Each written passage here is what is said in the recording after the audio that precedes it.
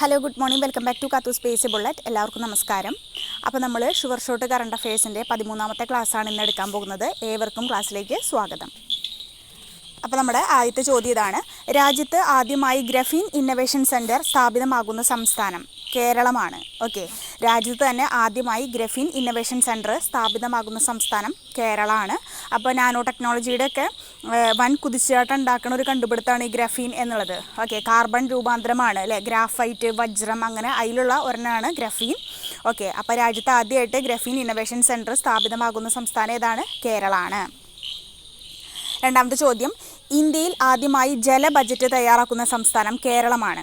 Okay, ഇന്ത്യയിൽ ആദ്യമായിട്ട് ജല ബജറ്റ് അതുപോലെ തന്നെ പരിസ്ഥിതി ബജറ്റ് തയ്യാറാക്കുന്ന സംസ്ഥാനവും ഏത് തന്നെയാണ്? കേരളം തന്നെയാണ്. ഓക്കെ, ഇമ്പോർട്ടൻ്റ് ആണ് കേട്ടോ.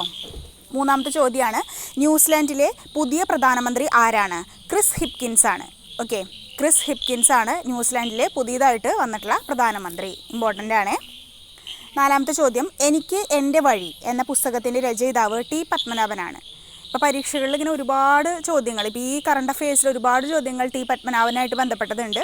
അപ്പോൾ അതുകൊണ്ട് തന്നെ അദ്ദേഹത്തിനെ കുറിച്ചൊരു ചോദ്യം നമുക്ക് പ്രതീക്ഷിക്കാവുന്നതാണ് കേട്ടോ. എനിക്ക് എൻ്റെ വഴി എന്ന പുസ്തകത്തിൻ്റെ രചയിതാവ് ആരാണ്? ടി പത്മനാഭൻ. അഞ്ചാമത്തെ ചോദ്യം ഇമ്പോർട്ടൻ്റ് ആണ്. അങ്കണവാടി ജീവനക്കാർക്കായി സംസ്ഥാന സർക്കാർ ഏർപ്പെടുത്തുന്ന ഇൻഷുറൻസ് പദ്ധതിയാണ് അങ്കണം. ഓക്കെ, അങ്കണവാടി ജീവനക്കാർക്കായിട്ട് സംസ്ഥാന സർക്കാർ ഏർപ്പെടുത്തുന്ന ഇൻഷുറൻസ് പദ്ധതിയാണ് അങ്കണം എന്ന പേരിൽ അറിയപ്പെടുന്നത്. പദ്ധതികളൊക്കെ വളരെയധികം പ്രധാനപ്പെട്ടതാണ്. പ്രത്യേകിച്ച് ആരോഗ്യക്ഷേമ പദ്ധതികൾ നല്ല പ്രാധാന്യം കൊടുത്ത് തന്നെ പഠിക്കുക. നമ്മുടെ ബയോളജിയിൽ 6 മാർക്കാണ് അല്ലേ, ജീവശാസ്ത്രം എന്നുള്ളതിൽ. അപ്പോൾ അതിൽ പഠിക്കേണ്ട ഒരു ഏരിയ ആണ്. അതുപോലെ രോഗങ്ങൾ, രോഗകാരികൾ നല്ല രീതിയിൽ തന്നെ പഠിച്ചോളാം. വൈറ്റമിൻസ്, ജീവിതശൈലി രോഗങ്ങൾ, ഇതൊക്കെ വളരെയധികം പ്രധാനപ്പെട്ട ഒരു ഏരിയ ആണ് കേട്ടോ. ഇനി ആറാമത്തെ ചോദ്യം: ഇന്ത്യയിലെ ഹൈക്കോടതികളുടെ ചരിത്രത്തിൽ ആദ്യമായി ഉത്തരവുകൾ പ്രാദേശിക ഭാഷയിൽ പ്രസിദ്ധീകരിച്ച ഹൈക്കോടതി നമ്മുടെ കേരള ഹൈക്കോടതിയാണ്. അപ്പോൾ കേരള ഹൈക്കോടതി എന്താണ്? ഇന്ത്യയിലെ ഹൈക്കോടതികളുടെ ചരിത്രത്തിൽ ആദ്യമായിട്ട് ഉത്തരവുകളൊക്കെ പ്രാദേശിക ഭാഷയിൽ പ്രസിദ്ധീകരിച്ച ഹൈക്കോടതിയാണ് കേരള ഹൈക്കോടതി. കേരള ഹൈക്കോടതിയെക്കുറിച്ച് നമ്മൾ മുമ്പൊരു ചോദ്യം ഡിസ്കസ് ചെയ്തിട്ടുണ്ടായിരുന്നു. എന്താണ്? കളിസ്ഥലങ്ങളില്ലാത്ത വിദ്യാലയങ്ങൾ അടച്ചുപൂട്ടണമെന്ന് വിധി പ്രഖ്യാപിച്ച ഹൈക്കോടതി. അതും ഏത് തന്നെയാണ്? കേരള ഹൈക്കോടതി തന്നെയാണ്. എല്ലാവർക്കും ഓർമ്മയുണ്ടാവുമെന്ന് വിചാരിക്കുന്നു. ഓക്കെ, അപ്പോൾ അതുപോലെ തന്നെയാണ് ഇനി വരുന്ന ഉത്തരവുകളൊക്കെ പ്രാദേശിക ഭാഷയിൽ പ്രസിദ്ധീകരിച്ചേക്കാണ് ഇനി മുതൽ കേരള ഹൈക്കോടതി. ഓക്കെ, ഇനി ഏഴാമത്തെ ചോദ്യമാണ്: കേരളത്തിലെ മികച്ച കളക്ടർക്കുള്ള റവന്യൂ വകുപ്പിൻ്റെ അവാർഡ് 2023 നേടിയത് എ ഗീതയാണ്. എ ഗീത മാം വയനാട് ജില്ലയിലെ കളക്ടറാണ് കേട്ടോ. അപ്പോൾ കേരളത്തിലെ മികച്ച കളക്ടർക്കുള്ള റവന്യൂ വകുപ്പിൻ്റെ അവാർഡ് ആർക്കാണ് കിട്ടിയിട്ടുള്ളത്? എ ഗീതയാണ്. വയനാട് ജില്ലാ കളക്ടറാണ്. ഓക്കെ, ഇമ്പോർട്ടൻ്റ് ആണ്. ഇനി എട്ടാമത്തെ ചോദ്യം: തണ്ണീർത്തടങ്ങൾ, ജൈവ വൈവിധ്യം എന്നിവ മെച്ചപ്പെടുത്തുന്നതിന് കേന്ദ്ര ബജറ്റിൽ പ്രഖ്യാപിച്ചിട്ടുള്ള ഒരു പദ്ധതിയാണ് അമൃത് ധരോഹർ പദ്ധതി. അപ്പോൾ തണ്ണീർത്തട സംരക്ഷണം എടുത്തു പഠിക്കാനുള്ള ഒരു ടോപ്പിക്കാണ് നമുക്ക്. ഓക്കെ, കേരള ഗവേണൻസിൽ എടുത്തു പറഞ്ഞിട്ടുള്ളതാണ്. ഒരുപാട് ചോദ്യങ്ങൾ വരാറുണ്ട്. അപ്പോൾ ആ ഭാഗമായിട്ട് പഠിക്കേണ്ട ഒരു കാര്യം തന്നെയാണ് കേട്ടോ ഈ ഒരു പദ്ധതി.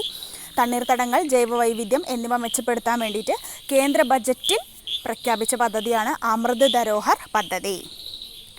ഒമ്പതാമത്തെ ക്വസ്റ്റ്യൻ: ഗ്രാൻഡ് സ്ലം കിരീടം നേടിയ ആദ്യ ഇന്ത്യൻ വനിതാ ടെന്നീസ് താരം ആരായിരിക്കും? സാനിയ മിർസയാണ്. ഓക്കെ, ഗ്രാൻഡ് സ്ലം കിരീടം നേടിയ ആദ്യത്തെ ഇന്ത്യൻ വനിതാ ടെന്നീസ് താരമാണ് കേട്ടോ. അപ്പോൾ ഇത് എക്കാലത്തെയും ഒരു GK ആയിട്ട് തന്നെ മാറുന്ന ഒരു ക്വസ്റ്റ്യൻ കൂടിയാണ്. ഇമ്പോർട്ടൻ്റ് ആണ് സാനിയ മിർസ. ഇനി നമ്മുടെ ഇന്നത്തെ ക്ലാസ്സിലെ അവസാന ചോദ്യമാണ്: കണ്ടൽക്കാടുകളുടെ സംരക്ഷണത്തിനായി 2023-24 കേന്ദ്ര ബജറ്റിൽ പ്രഖ്യാപിച്ച പദ്ധതിയാണ് മിഷ്ടി പദ്ധതി.